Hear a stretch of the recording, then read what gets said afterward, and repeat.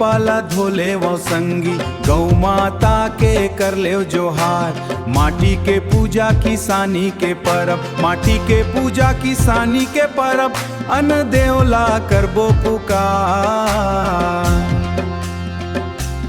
आगे हरेली तिहार संग संगी, अहो भप्पा गए पार। आगे हरेली तिहार संगवारी, आगे हरेली तिहार। ढब ढब बाजे गेड़ी के पाँव, गली खोली मालई का मन के कतार। खेत आओ खार मारी मछिम पानी, नाचा खुदा करत है गाँव घर बार। आगे हरेली तिहार संगवारी, आगे हरेली तिहार।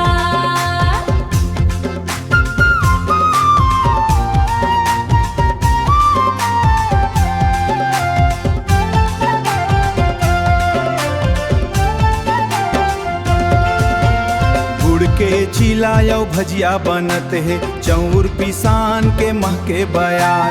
नीम पनाला खोचो दरवाजा में, रोगराई जाए सबो नदिया के पार। आगे हरेली तिहार संगवारी, आगे हरेली तिहार।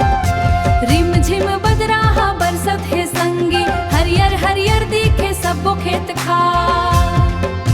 लहलहावे नवा धान के पाना, किसान के मन में बढ़े माया दुलार। आगे हरेली तिहार संगवारी, आगे हरेली तिहार। ठाकुर देव औ शीतला दाई के करथन हमन मिल के सबो जोहार। सुखियो संपत्ति भर दे घरे आंगन में, नवा आस लेके आगे हरेली तिहार संगवारी,